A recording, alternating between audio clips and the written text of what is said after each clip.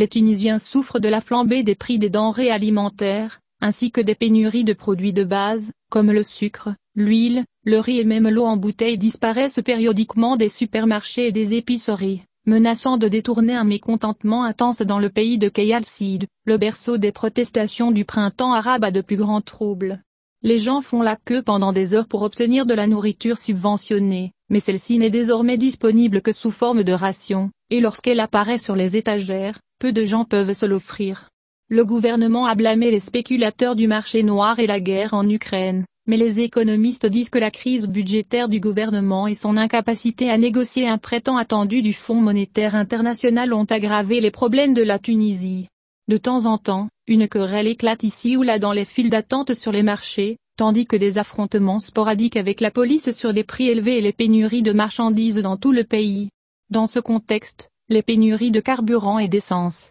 la pénurie alimentaire en Tunisie et les problèmes croissants de spéculation sur les denrées alimentaires ont attiré l'attention des journaux tunisiens, mercredi 12 octobre. Sous le titre « Une crise qui risque d'envenimer la situation et de pousser à la colère », le quotidien Al-Safa a écrit sur la crise de la pénurie de carburant et d'essence en Tunisie, s'attendant à ce qu'elle soit sur la voie d'une plus grande complexité, étant donné que la crise est mondiale et ses répercussions sur la Tunisie sont logiques, en plus de la crise financière que traverse la Tunisie et des solutions limitées au regard de la situation économique et sociale qui se dégrade depuis des années. Le journal a commenté en disant qu'entre les déclarations des responsables gouvernementaux et les pressions et la surpopulation dans les stations-service, le voyage de la souffrance des citoyens continue en raison de la grande agitation dans l'approvisionnement des stations avec les quantités nécessaires. Selon le journal, cette situation qu'il qualifie de délicate est comme si elle se préparait à une explosion populaire tant les difficultés se sont accumulées et les conditions sociales et économiques se sont détériorées, et le citoyen n'est plus en mesure d'affronter ces crises successives.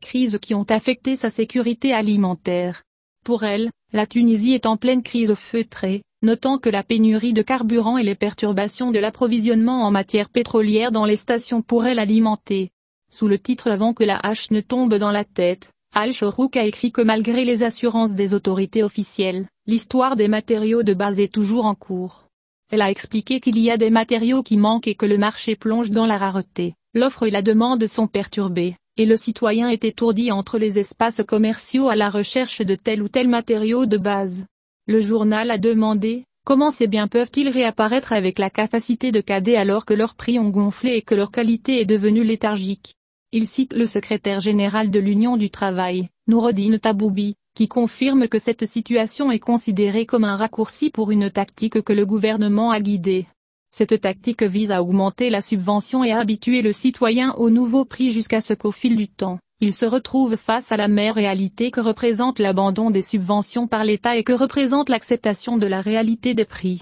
Elle a déclaré que le gouvernement a, au cours des derniers mois, hésité sur le cylindre pour lever les subventions et la réalité des prix, et qu'il a agité des mesures d'accompagnement ciblant les groupes vulnérables qui ont le plus besoin de soutien, mais, selon le journal, il a pataugé au même endroit comme s'il se déplaçait dans une tache d'huile.